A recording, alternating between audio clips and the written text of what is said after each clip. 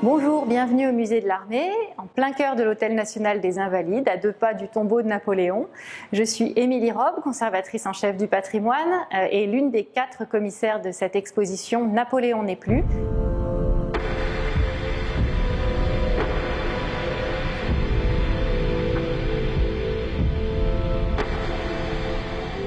Napoléon n'est plus est une exposition un peu particulière, en écho avec le bicentenaire de la mort de Napoléon, bien sûr, mais pas conçue comme une célébration, pas conçue autrement que comme une interrogation, à dire vrai. Voilà 200 ans que Napoléon est mort et voilà 200 ans que l'on continue à publier des livres, à faire des films et même des séries télévisées, des œuvres d'art à sujet napoléonien. Si aujourd'hui on peut se demander si Napoléon, son exercice du pouvoir, sa vision du monde sont véritablement compatibles avec ce que nous sommes dans notre début du XXIe siècle, il n'en reste pas moins que sa figure a marqué les générations et qu'elle a contribué à la création de la société dans laquelle nous vivons aujourd'hui.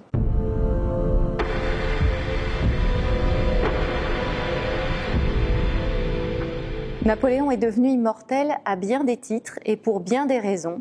C'est exactement ce qu'explique, ce qu'expose le premier espace dédié à Napoléon pour l'immortalité dans l'exposition Napoléon n'est plus.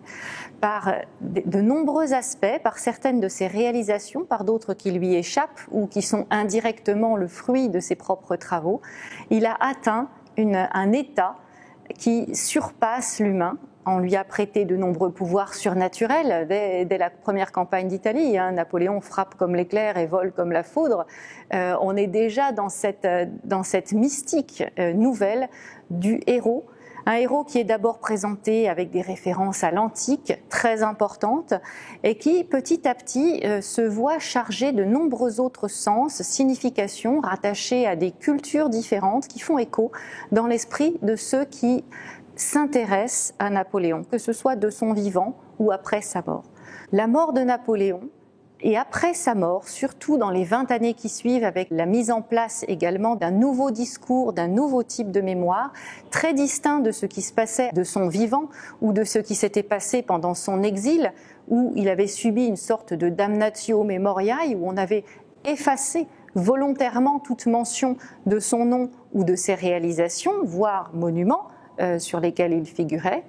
Ce qui se passe après sa mort est très différent et change complètement la perception que l'on a pu avoir par la suite de l'œuvre de Napoléon. Sans cette mort à Sainte-Hélène, en exil, où il se présente comme un martyr, sans l'absence de son corps d'Europe. Pendant 20 ans, Napoléon n'est qu'une abstraction, une idée qu'au mieux on raccroche à la présence d'une vallée exotique où poussent les saules et baignés par une rivière.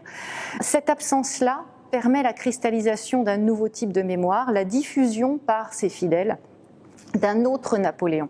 Le mémorial de Lascaz, bien supérieur en succès et en qualité d'écriture aux mémoires de Napoléon lui-même, a cette intimité qui résonne parfaitement avec les besoins de l'époque, avec ce que l'on voulait entendre et ce que l'on recherchait. C'est un nouveau Napoléon qui se découvre après sa mort. Dans l'œuvre qui est derrière moi, c'est une autre facette qui se dévoile. C'est cette facette héroïque et surnaturelle, mais cette fois-ci qui n'est plus à l'antique et qui peut s'accrocher à d'autres types de visions, d'autres types de mysticisme. On est dans une époque où le symbolisme s'est déjà largement déployé. C'est 1904, au moment où Louis Dupin montre ce tableau au Salon. Ce tableau s'intitule « Vision de Napoléon à la veille des désastres » et s'inspire d'une ode de Casimir de Lavigne publiée en 1825 dans les Messéniennes. On le voit assis au bivouac, à sa table de travail, occupé, comme il le disait lui-même, comme toute sa légende l'a écrit, à travailler pendant que tous les autres dorment. On le voit en train de planifier, de travailler à une prochaine campagne sans doute, et soudain, à cette heure tardive, dans une atmosphère quasi hamlétienne, apparaissent des visions qui se manifestent à lui et qui évoquent les campagnes auxquelles il a déjà participé et celles qu'il va devoir affronter. Il y a l'Italie, il y a l'Égypte dans une vision éroticisée assez nette, qui montre aussi la séduction de ses victoires et de ses gloires, qui raccroche également aux beautés de l'art académique de la période de la création de cette œuvre. Et puis il y a, figure plus inquiétante, l'Allemagne d'abord, et sans doute la campagne de Russie ou la campagne d'Espagne. Elles ne sont pas parfaitement bien identifiées, en tout cas pas encore pour nous aujourd'hui, mais il est intéressant de noter que par rapport à l'Ode de Casimir de la Vigne, la figure de l'Allemagne, au lendemain de la guerre de 1870-1871, fait son apparition. Chez de la Vigne, il n'y avait que 3 furies, 3 apparitions, 3 visions. Il y en a désormais 4 et l'Allemagne en est une. Le tableau est offert en 1921 au musée de l'Armée, tout juste créé, quelques 15 ans auparavant. Et ce n'est pas du tout anodin. Cherchez bien, vous allez y retrouver quelques-unes des icônes, des jocondes, si j'ose dire, du musée de l'Armée. La redingote grise, l'épée d'Austerlitz et le petit chapeau d'Eylau, par exemple.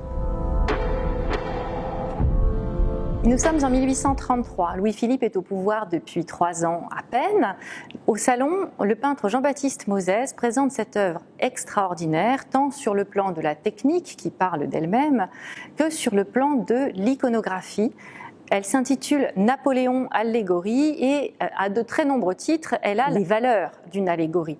Elle a cette charge symbolique. Mais son autre titre indique parfois plus clairement l'idée qui régissait le travail du peintre. Napoléon, couronné par le temps, écrit le Code civil. L'œuvre fait son apparition dans le paysage à un moment clé de l'histoire de la légende napoléonienne. Depuis 1821, Napoléon est mort et son corps repose sur l'île de Sainte-Hélène. Voici plus de 10 ans que personne ne l'a vu et que très peu de voyageurs se sont rendus sur l'île. On parle donc d'un illustre absent. Mais voici aussi presque 20 ans que sa chute, la première, a eu lieu et que le tyran, l'ogre de Corse, celui de la légende noire, commence à laisser place doucement dans l'esprit des générations et particulièrement des nouveaux, ceux qui n'ont entendu de Napoléon que le bruit qu'en faisaient les soldats démobilisés, leurs grands-parents ou leurs parents, le revoient dans une perspective nouvelle. En 1833, pas question encore de retour des cendres de Napoléon, bien que cela fait environ 10 ans aussi que presque tous les ans, les chambres sont assaillies de demandes, de pétitions réclamant le retour de son corps. On n'y est pas encore. Louis-Philippe n'obtiendra, et d'ailleurs ne sera favorable à ce retour que 10 ans plus tard, presque en 1840. Par contre, dès 1830-1831, plus de 200 pièces à sujet napoléonien fleurissent sur les boulevards parisiens dès la libération de la parole, avec l'arrivée au pouvoir d'un roi qui n'interdit plus, qui ne censure plus la présence de l'Empire dans l'histoire de France, voire qui la sollicite, qui la souhaite, non pas parce qu'elle le sert en tant que personne, mais parce qu'elle sert son discours de réconciliation nationale. En 1833, avec le tableau de Mozès, c'est un Napoléon en gloire, presque fantasmé, qui entre véritablement dans l'histoire. La composition du tableau suit très clairement 2 diagonales, au croisement desquelles se trouve non pas la tête de Napoléon, comme on pourrait s'y attendre, mais bien autre chose, c'est sa main. Sa main écrivant sur la tablette « Code Napoléon ». Au centre de l'allégorie donc de Napoléon couronné par le temps, c'est-à-dire un triomphe, une sorte d'acquisition, d'achèvement de l'immortalité, de victoire sur la mort, ce n'est pas Napoléon en soi qui triomphe de la mort, c'est par son code, par son œuvre civile, que Napoléon obtient cette couronne de laurier de la part du vieillard ailé représentant le temps. Dans cette diagonale, le pied de Napoléon repose sur une aigle qui n'est pas en majesté, qui néanmoins semble le porter, qui n'écrase pas, mais qui, en quelque sorte, a soutenu sa gloire et soutient la possibilité du Code civil. Le pouvoir militaire a permis à Napoléon d'obtenir un pouvoir civil, et c'est ce pouvoir civil qui, aujourd'hui, doit consacrer la mémoire de Napoléon, pas ses victoires militaires. La preuve en est, c'est que dans l'autre diagonale, la paix civile et les victoires militaires se mêlent très étroitement, comme dans le feuillage ici. On a vu les lauriers tout à l'heure, mais désormais ce sont les oliviers et les palmes qui introduisent toute une séquence dédiée au contraire à la puissance militaire. L'aigle, qui est le symbole des régiments, des unités de l'armée napoléonienne, le drapeau tricolore, dont les plis se mêlent étroitement avec la fameuse redingote grise qui incarne véritablement la silhouette de Napoléon, le fameux petit chapeau qui n'appartient qu'à lui, à la vérité, et qui est plus brillant encore que sa propre couronne. La Légion d'honneur également, dont on voit paraître le bijou à son côté. Tout cela, suivant la hampe de la faux du temps, arrive à un endroit que l'on voit rarement et que je cache d'ailleurs. Vous voyez cette petite île là-bas au fond, sur un fond infernal, quelque chose comme un rocher vomi par l'enfer, une habitation démoniaque. Ce n'est autre que l'île de Sainte-Hélène, évidemment. Et sans Sainte-Hélène, sans ce martyr, sans son exil, sans la façon dont il a su le présenter lui aussi, pas de Napoléon, pas de victoire militaire dont on ne se souviendrait pas de code civil, pas d'immortalité.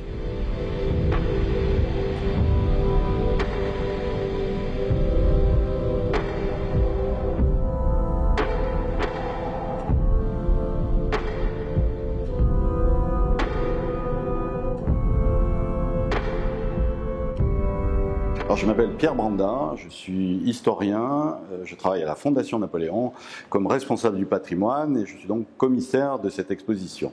Napoléon arrive à Sainte-Hélène en octobre 1815, il y restera jusqu'en mai 1821, jusqu'au 5 mai, le jour de sa mort. Ce qu'on sait de l'exil de Napoléon à Sainte-Hélène, c'est bien entendu sa lutte face au gouverneur de l'île, le fameux geôlier Hudson Law, mais c'est aussi un considérable travail de Napoléon, dictant ses mémoires à ses principaux compagnons de l'épopée, son secrétaire Lascaz, et une œuvre qui deviendra le fameux mémorial de Sainte-Hélène. Napoléon donc travaille à sa postérité, mais espère aussi que ce travail de communication, Napoléon fut un génial communicant, il espère encore sortir et améliorer les conditions de sa détention, parce que une chose à retenir, qui contrarie un petit peu la légende, c'est que Napoléon a toujours espéré sortir de Sainte-Hélène, et même jusque dans les derniers mois de sa vie, en avril 1821, il pense encore pouvoir être ramené en Europe. En fait, Napoléon s'illusionne, les Anglais entendent bien le garder dans cette île-prison jusqu'à sa mort, et donc il ne pourra effectivement jamais en sortir. Le Napoléon qui arrive en octobre 1815 à Sainte-Hélène est encore un Napoléon en assez bonne forme, quelqu'un qui entend encore résister, combattre, lutter, mais au fil des années, en fait, il commence à s'affaiblir et perdre un petit peu ses espérances du départ. Autour de lui, son entourage se réduit et donc Napoléon est de plus en plus isolé, même s'il conserve encore une suite de plusieurs domestiques et quelques officiers autour de lui, qui comme ça forment, si je puis dire, son dernier carré. Napoléon subit les premiers assauts de sa maladie, qui est une maladie de l'estomac, un ulcère, puis une gastrite en fait qui le font saigner, qui provoquent des hémorragies internes et qui petit à petit l'affaiblissent parce que Napoléon s'anémie en fait. Et donc à partir de l'année 1820, les signes les plus évidents de sa maladie apparaissent. Napoléon ne peut pratiquement plus marcher tout seul, il est obligé d'être aidé.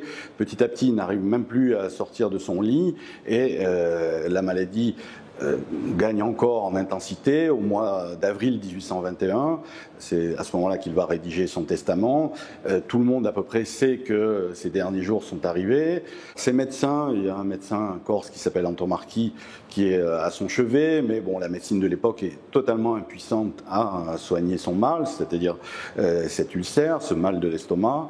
Et en plus, les remèdes qui lui sont appliqués, qui lui sont prescrits, sont très mauvais pour lui. On va lui administrer par exemple du mercure, qui était couramment utilisé à l'époque et qui en fait ne va faire qu'aggraver sa maladie. Dans la nuit du 30 avril au 1er mai, on lui administre l'extrême-onction. L'abbé Vignali, qui est là, récite des messes pour lui. On pense le perdre, il survit, mais je veux dire, sa vie ne tient plus qu'à un fil, on a du mal à entendre sa respiration, son pouls devient de plus en plus faible, et au fil des heures, il perd quasiment conscience. Au matin du 5 mai, vers 4 heures du matin, il prononce ses derniers mots, sans doute tête, armée, mon fils. Sur ce point, les témoignages divergent, parce qu'en fait, les propos de Napoléon sont devenus quasi inaudibles. Dans la journée du 5 mai, il respire à peine, on le veille autour de lui.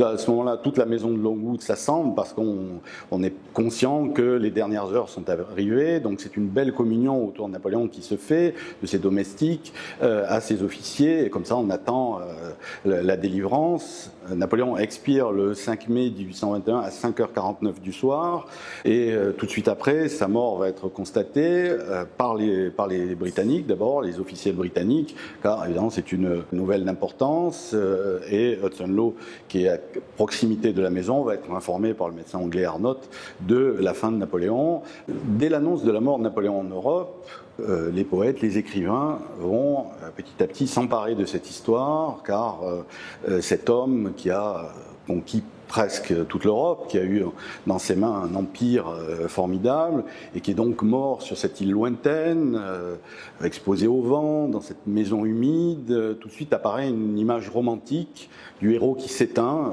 isolé au bout du monde, et qui comme ça a connu un drame final à la hauteur de son épopée, et dans un mouvement littéraire qui est le romantisme, qui commence à poindre à ce moment-là, eh bien, apparaît cette histoire de la mort de Napoléon. Elle apparaît déjà, par exemple, en Italie. Manzoni, c'est le Cinque Maggio. Il écrit un long poème autour du 5 mai, qui reste fameux en Italie et ailleurs.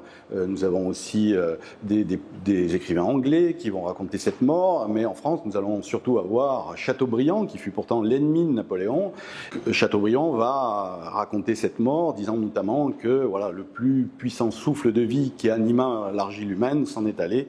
Et donc comme ça, on a une vision tout de suite poétique, romantique de cette mort. Chateaubriand ajoutera aussi cette phrase qui est restée à la postérité: vivant, il a manqué le monde; mort, il le possède. Et c'est tout à fait vrai, parce qu'ensuite, tous les écrivains du 19e siècle, de Hugo à Balzac, en passant par Dumas ou Stendhal, raconteront Napoléon, pas toujours Sainte-Hélène, mais raconteront Napoléon et contribueront à l'essor de la légende de manière magistrale, parce qu'en fait, sans ces écrivains, et finalement la littérature au sens où nous l'entendons aujourd'hui, eh bien Napoléon n'aurait sans doute pas connu la même postérité, et grâce à eux, grâce à ces écrivains, son épopée bien sûr, mais grâce à ces écrivains, il est parvenu à une postérité qui est comme ça devenue mondiale et qui se perdure toujours aujourd'hui et qui continue de fasciner.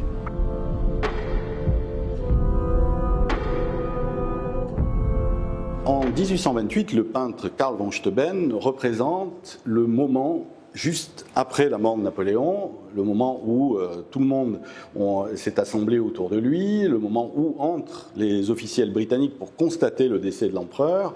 Et là, vous avez une représentation assez fidèle et exacte, parce que Karl von Steuben s'est beaucoup documenté, même si le tableau est peint 7 ans après la mort de Napoléon. Et on reconnaît comme ça les principaux personnages de l'exil. Vous avez ici le grand maréchal Bertrand, à côté de lui son fils, dans une position assise et affligée. Madame Bertrand, son épouse, qui comme ça a la main posée sur le lit, avec ses enfants également chagrinés, la petite Hortense. Vous avez le médecin corse Anton Marquis qui regarde encore son maître, la main posée sur l'oreiller.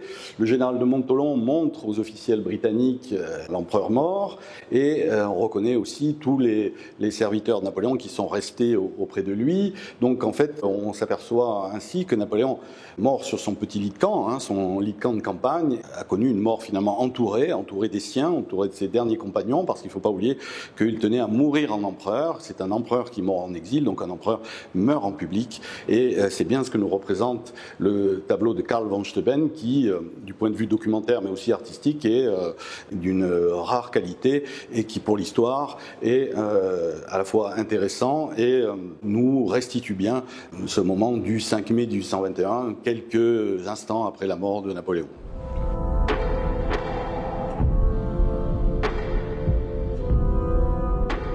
Bonjour, je suis Léa Charles-Icard, je suis commissaire de l'exposition Napoléon n'est plus, et je vous accueille ici dans la deuxième section de l'exposition qui concerne le dossier médical de Napoléon, qui est une pause thématique dans un parcours qui est plutôt chronologique, où on s'intéresse vraiment aux circonstances de sa mort à travers à la fois l'autopsie, mais aussi les masques mortuaires qui ont été pris au lendemain de sa mort à Sainte-Hélène.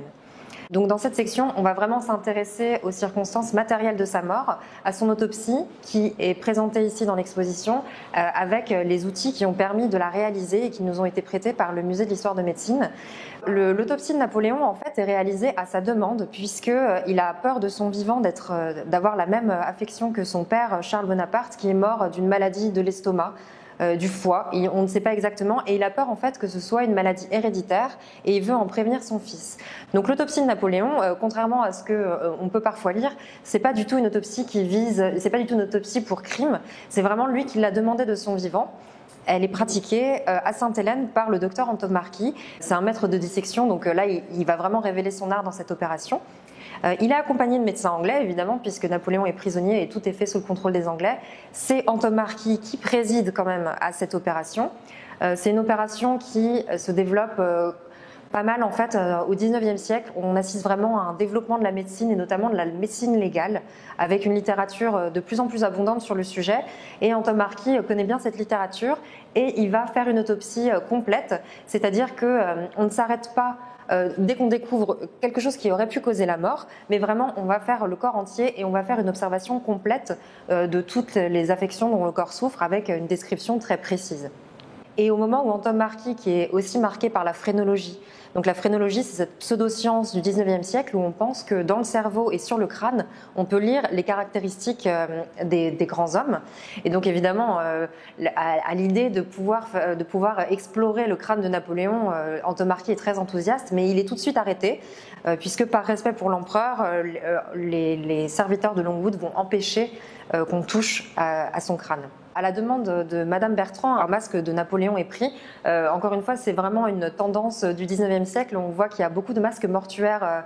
Avant, c'était surtout pour les rois et les grands souverains. Napoléon n'est plus un grand souverain au moment où on prend son masque. On prend plus son masque pour l'idée du génie, on va dire, et pour le garder en souvenir.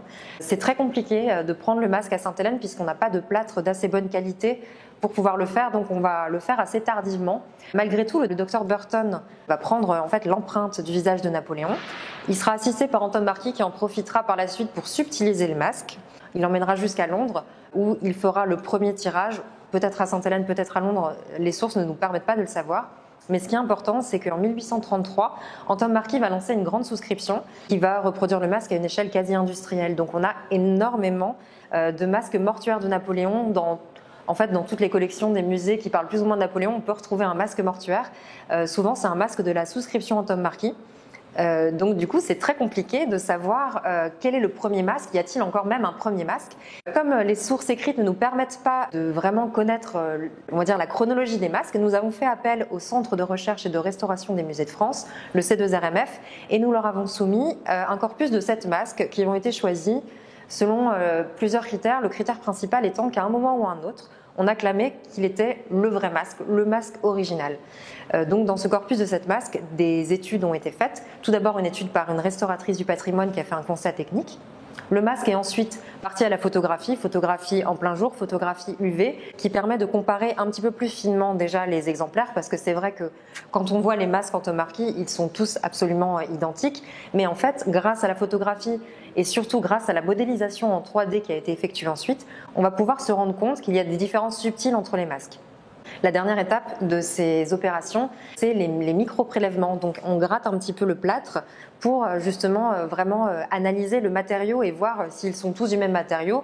Y en aurait-il un qui est constitué du gypse de Sainte-Hélène qui a servi à faire le masque? L'étude est encore en cours et donc nous sommes dans l'attente des résultats et de la comparaison des masques mortuaires de Napoléon.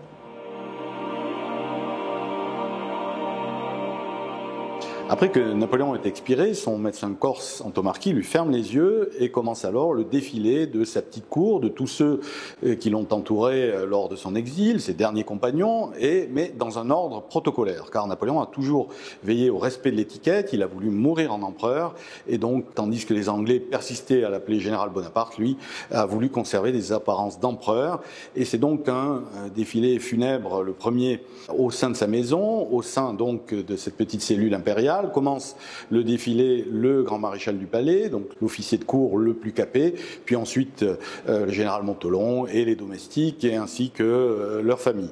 Le corps, après avoir été lavé, est exposé, on lui passe une chemise blanche, un crucifix est déposé sur sa poitrine, et là, à ce moment-là, seules quelques personnes viennent à Longwood et peuvent ainsi se recueillir devant la dépouille de Napoléon. Il y aura le gouverneur Hudson Law, mais il y aura aussi quelques Anglais, dessinateurs et même un Chinois. Et nous avons la chance dans l'exposition d'avoir en fait les dessins contemporains du 6 mai 1821, au lendemain même de la mort de Napoléon, et qui donc illustrent la première exposition du corps, assez simple. Napoléon est toujours sur son lit de camp, et on voit ici le dessin d'un Britannique qui s'appelait Ibbetson, mais aussi un petit dessin d'un domestique chinois, car il y avait des Chinois qui servaient à Longwood, et qui a été réalisé un petit peu plus tard, parce que après cette première journée du 6 mai, eh bien, Napoléon est habillé, car un public plus large va pouvoir se recueillir sur sa dépouille.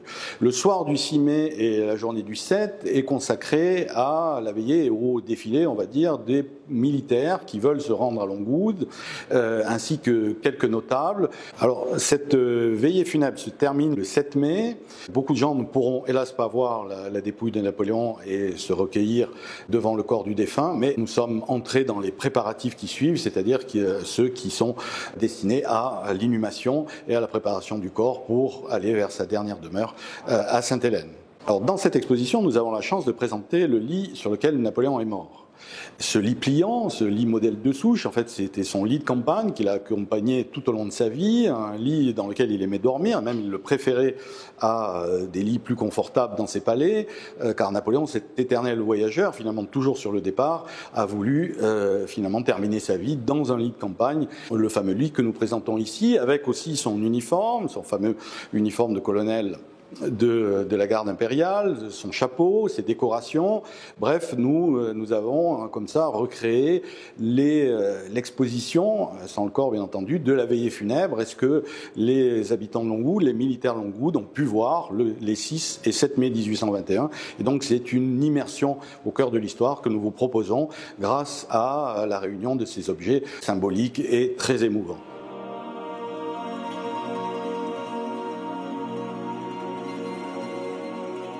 Alors, dans l'exposition, nous présentons aussi ce tableau d'Horace Vernet, peint en 1825. Alors, c'est un tableau à la fois réaliste, parce que le peintre a sans doute pu avoir accès à un des masques mortuaires de l'empereur, donc son visage est représenté assez fidèlement, mais il ajoute par exemple une couronne de laurier qui n'était pas présente au moment de la veillée funèbre, parce que ce tableau est déjà une sorte de manifeste bonapartiste, une œuvre qui est presque de propagande, car à ce moment-là, en 1825, la légende napoléonienne est en train de prendre son essor, et donc comme ça nous avons une bonne synthèse entre un réalisme assez appuyé et documenté et déjà une œuvre de propagande qui annonce la légende napoléonienne, et donc comme ça l'essor de cette légende que nous exposons aussi par ailleurs.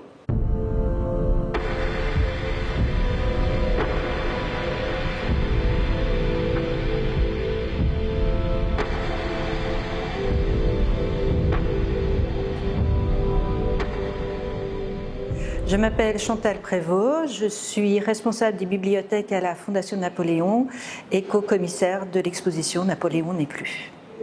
Nous sommes ici dans la salle consacrée au testament, que nous avons appelé à Testament pour la postérité, car ce document est une des œuvres majeures des archives de l'histoire de France. Il est conservé depuis le milieu du XIXe siècle dans les archives nationales, dans ce que l'on appelle l'armoire de fer, là où sont conservés les documents les plus précieux, les plus emblématiques de notre histoire.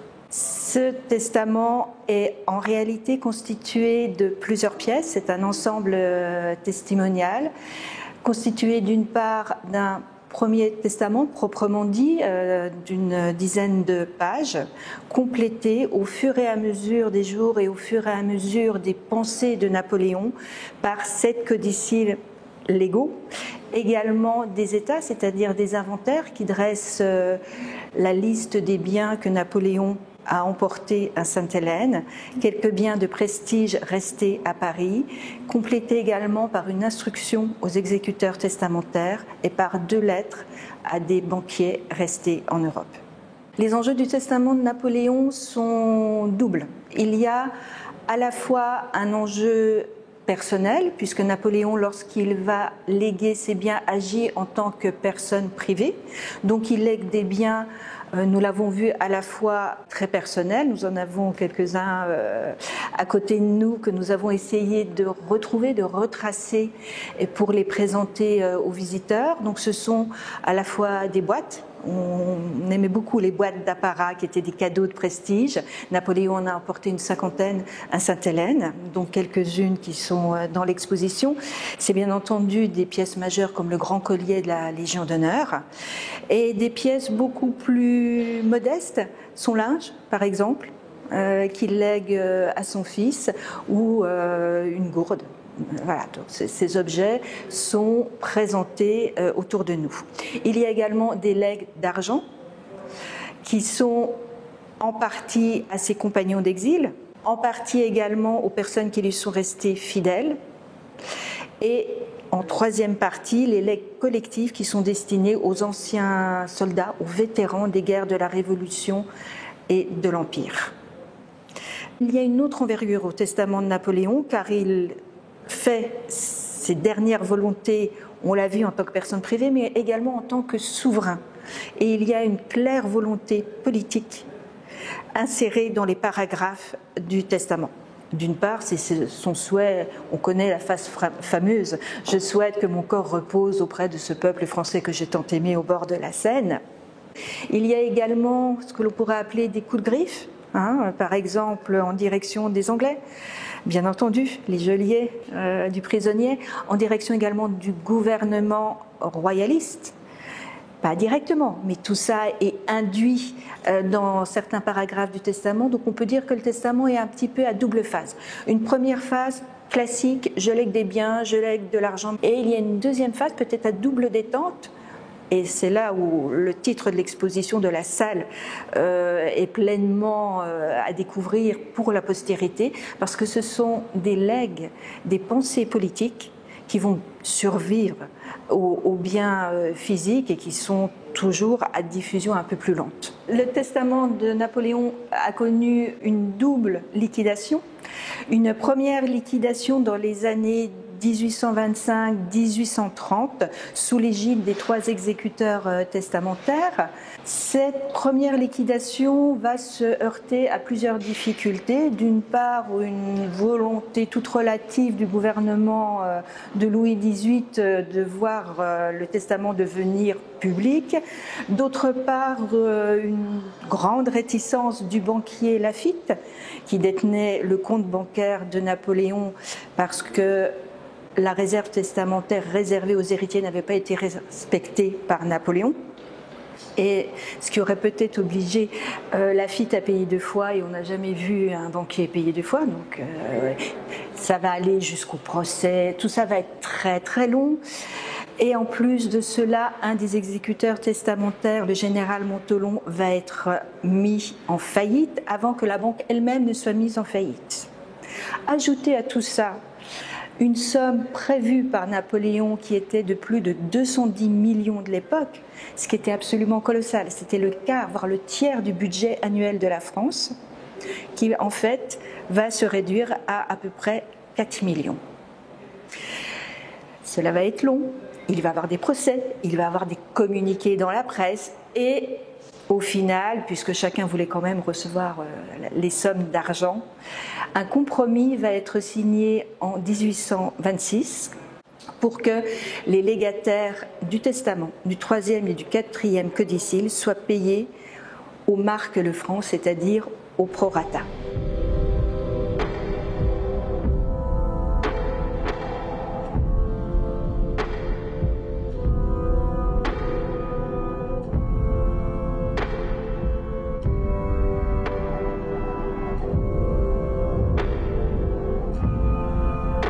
On se trouve dans un espace de l'exposition qui est dédié à la tombe de Napoléon à Sainte-Hélène. C'est une tombe dans laquelle il va reposer pendant 20 ans, puisque à l'issue de sa mort, il est enterré dans la vallée du Géranium, qui sera appelée en fait vallée du Géranium seulement plus tard, Seine Valley à l'époque. Dès le moment de la mort de Napoléon, en fait, on va voir se développer une forme de pèlerinage autour de la tombe, avec la collecte de reliques. Ça peut être des reliques végétales, de petites fleurs qu'on va trouver dans le paysage, mais aussi, par exemple, et c'est un petit peu plus amusant, des fragments de la barrière qui va ceindre ensuite la tombe pour la protéger. Et ces reliques sont conservées très très précieusement et elles témoignent de la fascination que le 19e siècle a pour tout ce qui a touché de près ou de loin à l'empereur. Comme objet très prestigieux qu'on est très content de vous présenter dans l'exposition, on a ce reliquaire qui a été prêté par le musée de Châteauroux, qui est un reliquaire composé par Vivant Denon. Vivant Denon, premier administrateur du Louvre, qui a accompagné Napoléon pendant ses campagnes et qui en a profité pour collecter des objets divers. Ici, ce reliquaire est très intéressant puisque il s'agit d'un remploi d'un reliquaire orfèvré médiéval dans lequel Vivant Denon va insérer dans les différentes logettes et compartiments des reliques liées à des grands personnages. Alors on va avoir Héloïse et Abélard, on va avoir Chimène du Cid, on va avoir Agnès Sorel, un bout de barbe d'Henri IV, une dent de Voltaire, et on va aussi avoir dans les logettes latérales que vous pouvez voir ici des souvenirs liés à Napoléon. On a un autographe et on a aussi un souvenir qui est lié à la tombe, donc pour dire à quel point la tombe a une aura importante, c'est-à-dire que c'est aussi important d'avoir une feuille du saule qui abrite la tombe qu'un autographe de Napoléon, puisqu'ils sont situés au même endroit de part et d'autre du reliquaire. Alors la tombe est en fait dans une vallée très luxuriante de Sainte-Hélène. C'est une vallée que Napoléon avait choisie lui-même puisqu'il y tirait son eau qu'il buvait quand il était à Sainte-Hélène. C'est une vallée magnifique, très luxuriante, qui inspirera beaucoup des paysages romantiques qui vont se diffuser autour de la tombe et qui vont très vite aussi s'affranchir de la réalité géographique. La réalité géographique de la tombe, c'est dans un val, une tombe avec une dalle sans nom autour de laquelle il y a un saule pleureur, donc symbole romantique par excellence, qui va vite se transformer en fait dans les représentations, qui va évoluer très vite et qui va devenir quasiment un symbole qui s'affranchit de la réalité géographique de la tombe. Et dans cette section, on a voulu faire aussi un parallèle avec la mort de Rousseau, qui est mort un petit peu comme Napoléon dans la précarité et l'exil. Il a été enterré avant d'être transporté au Panthéon dans le parc d'Erménonville, qui est le parc du marquis de Girardin, qu'il a accueilli à la fin de sa vie. La tombe de Napoléon et la tombe de Rousseau sont toutes les deux en fait dans un contexte végétal un petit peu luxuriant et romantique, ce qui nous a poussé à faire ce parallèle dans l'exposition.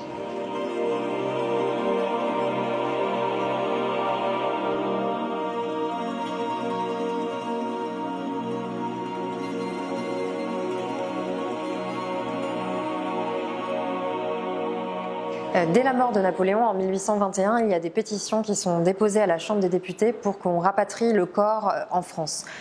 Ces pétitions mettent du temps à aboutir et en fait il faut qu'elles trouvent un contexte politique favorable, et elles le trouvent enfin en 1840 puisque Thiers, qui vient d'achever l'écriture de son Histoire de la Révolution, œuvre en fait en faveur du retour de la dépouille de l'empereur.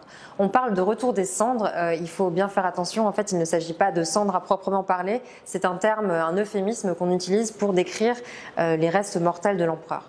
La mission est donc décidée en 1840, il faut donc affréter un navire pour ramener le corps. Les discussions avec les Anglais prennent en fait très peu de temps puisque les Anglais ne s'intéressent plus vraiment à ce problème-là. C'est un problème politique en France en fait, c'est-à-dire qu'en faisant revenir Napoléon, c'est un acte politique fort. D'ailleurs, Louis-Philippe le fait pour unir le peuple autour d'un héritage qu'il veut commun, c'est-à-dire qu'il veut prendre sous lui l'héritage de l'Empire. Et donc du coup, finalement, pas de problème avec les Anglais pour ramener le corps de Napoléon. Il faut monter une mission, c'est la mission qu'on va appeler la mission de Sainte-Hélène, qui va prendre part vraiment à ce dernier épisode de la légende de Napoléon, dernier épisode où on va voir le corps charnel de Napoléon. C'est une mission qui est dirigée par le fils du roi lui-même, c'est le prince de Joinville, qui va être le commandant de bord de la Belle Poule qui vient chercher les restes mortels de Napoléon.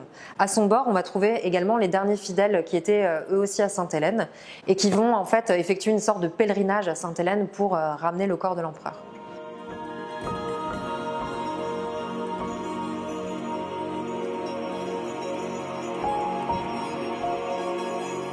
Le point culminant du retour des cendres, c'est bien évidemment le moment de l'exhumation de Napoléon. Les Français arrivent à la tombe de Sainte-Hélène le 15 octobre 1840 et ils procèdent aux travaux pour excaver le cercueil de Napoléon qui a été en fait emprisonné dans une maçonnerie très solide, et les travaux se déroulent toute la nuit pour dégager en fait les dalles et pour pouvoir sortir le cercueil et procéder vraiment à l'ouverture des cercueils de Napoléon. C'est un moment extrêmement fort puisqu'en fait c'est un face-à-face avec finalement la mort et la légende 20 ans plus tard. Que reste-t-il du corps de Napoléon 20 ans après sa mort? Et en fait, c'est un moment très particulier puisque le corps est retrouvé quasiment intact. Et ça, tous les témoins le racontent dans leur récit.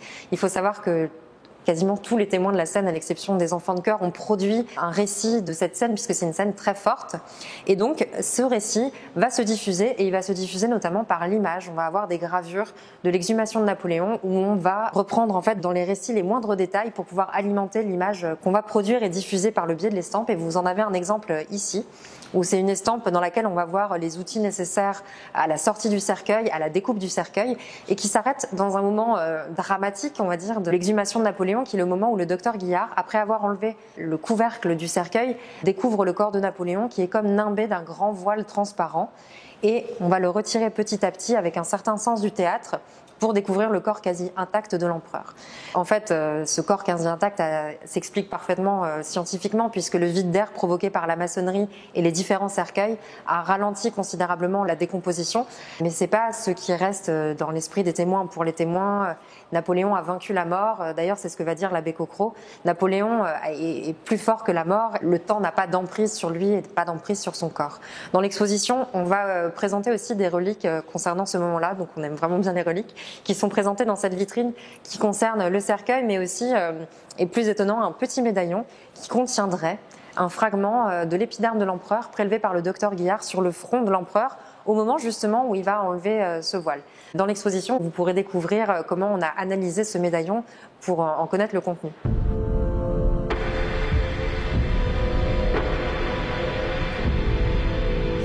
Alors c'est le 15 décembre 1840 que le corps de Napoléon arrive à Paris, une cérémonie grandiose, véritablement un retour triomphal lui est préparé, le peuple de Paris est là, ses anciens soldats, ce sont véritablement des centaines de milliers de personnes qui s'apprêtent à l'accueillir, et pour un cortège, un défilé magnifique. Le corps de Napoléon est installé sur un char funèbre absolument majestueux, un long cortège se forme qui va se diriger jusqu'aux Invalides. À l'entrée de la cour d'honneur, le char s'arrête. À ce moment-là, le cercueil est déposé, il va être porté par des marins de la Belle Poule, il va traverser la cour d'honneur et être accueilli par le roi Louis-Philippe Ier, qui vient ainsi rendre hommage à Napoléon. C'est lui qui avait décidé cette expédition avec Thiers. Le prince de Joinville, qui commandait l'expédition du retour des cendres, remet le corps de l'empereur au nom de la France au roi, donc il accueille. Avec le corps, il y a des reliques de sa gloire, notamment l'épée d'Austerlitz, son chapeau, et c'est ainsi une entrée du personnage Napoléon aux Invalides. Si Napoléon n'entre pas, si je puis dire, couronné, néanmoins il entre avec son petit chapeau légendaire et qui finalement valent bien des couronnes et qui comme ça l'installe déjà dans la légende.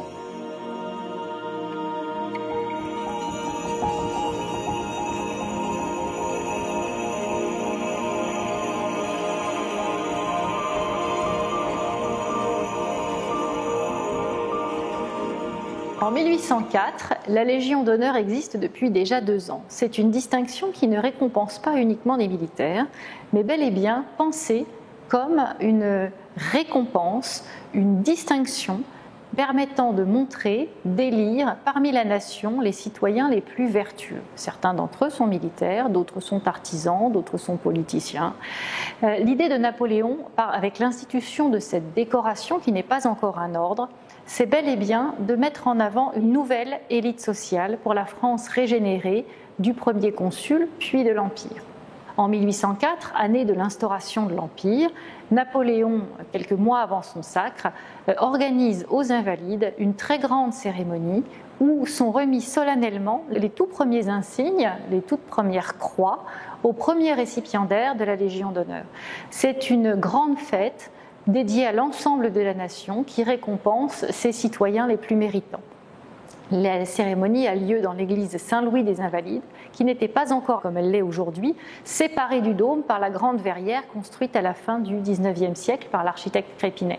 C'est donc à la fois dans la nef de Saint-Louis, mais aussi potentiellement dans le dôme, que les spectateurs de cette grande fête impériale, l'une des toutes premières cérémonies du genre, peuvent déambuler et admirer la gloire de l'empereur et la gloire de la nation.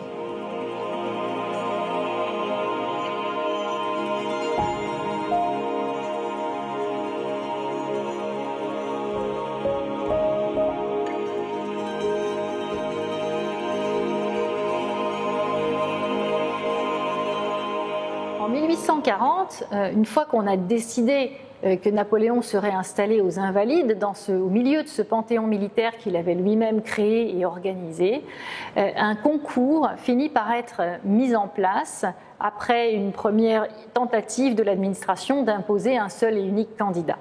Ce concours, véritablement national, fait place à de très nombreux monuments divers et variés, imaginés, maquettés. Le projet de Visconti, comme celui de Labrouste, imagine au contraire de creuser, d'enlever des tonnes de terre sous le sol du dôme de Louis XIV pour faire une place à Napoléon et pour laisser en quelque sorte s'élever véritablement toute sa gloire. On le voit depuis le haut, mais on a de véritables perspectives sur le tombeau que lorsqu'on est en bas et que l'on est sous la coupole, que l'on voit le ciel de la fosse s'élever au-dessus de nous. Le tombeau de Visconti prend plusieurs années et des aléas politiques par ailleurs avant d'être achevé. La révolution de 1848 n'étant pas favorable, le projet est suspendu. Mais en 1853, tout est prêt. On a même édité les billets de visite et le guide. Pourtant, Napoléon III, nouvel empereur, ne vient pas inaugurer le tombeau. Il ne vient pas l'inaugurer parce qu'il n'aime pas beaucoup ce monument et parce qu'il n'a qu'une envie, c'est de remettre au goût du jour le projet de Napoléon pour une chapelle impériale dynastique à Saint-Denis. Ce n'est qu'en 1861 que Napoléon III renonce à ce projet et supervise, lors d'une cérémonie finalement assez simple, l'installation du cercueil de Napoléon définitivement dans le grand sarcophage de quartzite rouge sous le dôme.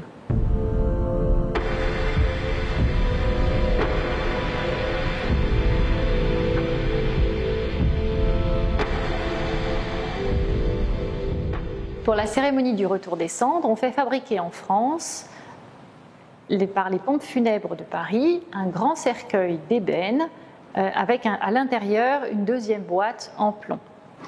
Ces cercueils sont destinés à accueillir la dépouille de Napoléon si jamais on trouvait que les cercueils de Sainte-Hélène étaient complètement ou largement décomposés par leur séjour de 19 ans sous terre.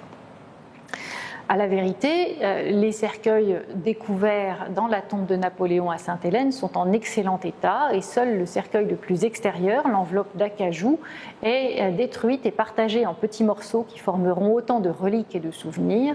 Les trois autres, ceux qui se trouvent à l'intérieur, sont encore en parfait état. Les cercueils français n'ayant pas tout à fait la même forme et étant un peu plus grands, on les cale à l'intérieur avec de la sciure de bois et des coins et les voilà embarqués sur la belle poule, les voilà partis pour la France. Lors de la cérémonie du retour des cendres, c'est le grand cercueil d'ébène qui est exposé d'abord dans la nef de la cathédrale Saint-Louis des Invalides, puis dans la chapelle Saint-Jérôme, chapelle latérale, où le cercueil reste pendant plus de 20 ans, puisqu'il n'est pas installé dans le grand sarcophage de quartzite conçu par Visconti avant 1861. D'habitude, on parle des clés du tombeau du directeur du musée de l'armée comme gardien des clés du tombeau de l'empereur, mais on devrait dire clés du cercueil. Car les clés que vous avez là, dans cette vitrine, ne sont pas des clés d'un tombeau de quartzite monumental, ce sont les clés du cercueil d'ébène, conçu par l'ébéniste Le Marchand à Paris. Le musée de la Légion d'honneur disposait d'une clé dans une boîte elle-même fabriquée dans l'ébène ouvragé qui avait servi au cercueil et qui se trouve être un double issu de la famille de l'ébéniste. Au musée de l'armée, dans le coffre-fort du directeur, existe une boîte sur laquelle est écrit « Clé du sarcophage de l'empereur Napoléon 1840 », boîte couverte de maroquin, décorée de fer doré, fermée par un lât de soie cacheté. Depuis 1840, date à laquelle la boîte a été solennellement remise au gouverneur des Invalides, personne ne sait, personne n'a jamais ouvert cette boîte de clés. Et l'exposition vous permet d'accéder à une partie du mystère, de lever le voile sur le contenu de la boîte des clés. Grâce à la collaboration d'une clinique privée, la clinique du Louvre, nous avons pu obtenir des vues sous tous les angles en radiographie de la boîte des clés du cercueil de l'empereur Napoléon. Et à l'intérieur, nous nous attendions, pour être très honnête, à une seule clé. Il y en a 5. 5 clés, l'une d'entre elles est minuscule. Et en vue latérale, on s'aperçoit qu'elle se trouve en réalité à l'intérieur du cachet. C'est donc la clé qui ouvre la boîte. C'est la clé du mystère. À l'intérieur, 2 autres clés magistrales ornées de l'aine de Napoléon qui ressemblent énormément à la clé de la Légion d'honneur et qui sont sans doute les clés d'apparat en double. Une 3e clé avec le même pennon qui, elle, doit être une clé d'usage sur le même modèle que la clé d'apparat, et une 5e pour laquelle nous nous interrogeons encore. Est-ce la clé de la boîte en plomb ? Est-ce une clé appartenant à une serrure très complexe qui peut avoir besoin de 2 clés pour s'ouvrir ? Eh bien, nous ne savons pas encore, mais si vous avez des idées, vous êtes les bienvenus pour nous aider.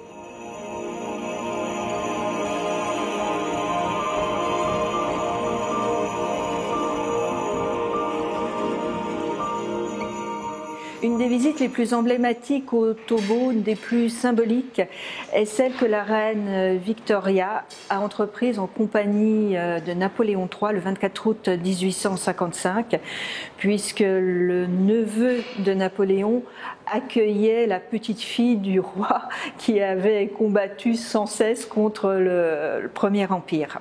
La reine Victoria, accompagnée de son mari Albert, de sa fille aînée Victoria et de son fils, le prince de Galles, ils sont visibles sur le tableau, a été très impressionnée par cette visite. Elle le note dans son journal intime qu'elle tenait tous les jours et a souhaité qu'elle soit immortalisée. C'est pour cela qu'elle a envoyé un peintre anglais, Matthew Ward, faire des repérages à Paris, faire des croquis des personnalités à représenter sur le tableau pour que l'œuvre figure, et elle figure, c'est toujours le cas, à l'heure actuelle, dans la pièce dite 1855 de Buckingham Palace.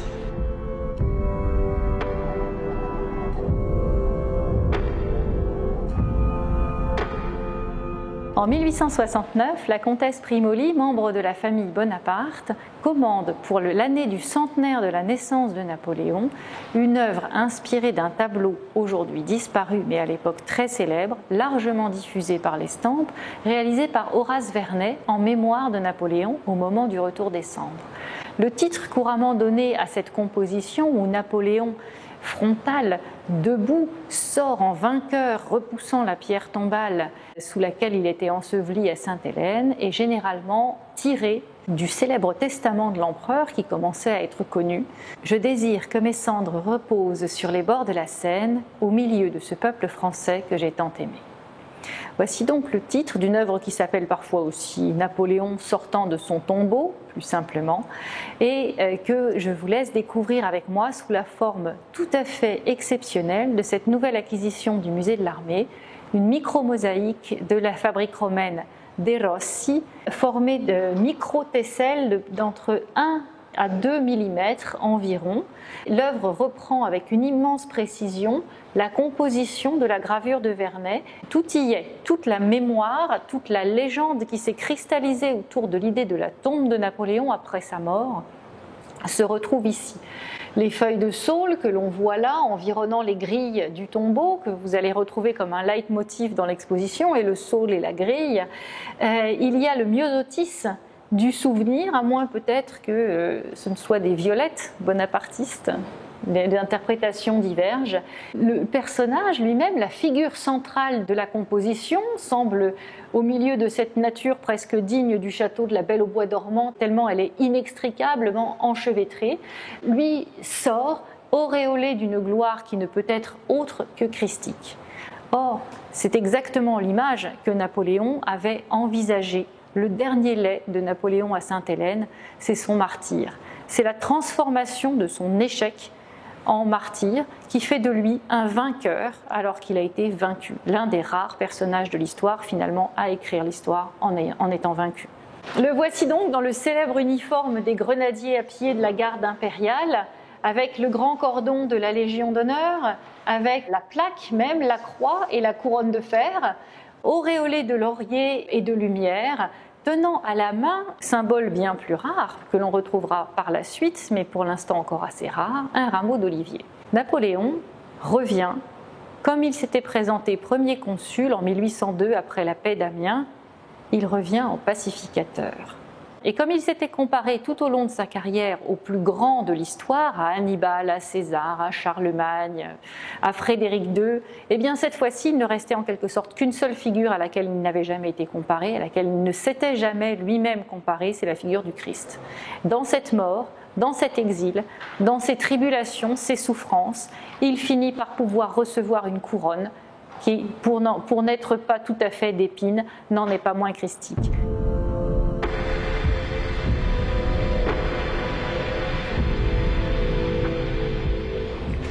Napoléon est sorti de son tombeau. Le tombeau de Sainte-Hélène reste vide. Le tombeau des Invalides, désormais, a reçu le corps, le cercueil apporté de Sainte-Hélène. Il reste tout un tas de questions, beaucoup de mystères, et je vous laisse sur cette dernière réflexion, libre de venir nous rejoindre aux Invalides pour investiguer encore davantage.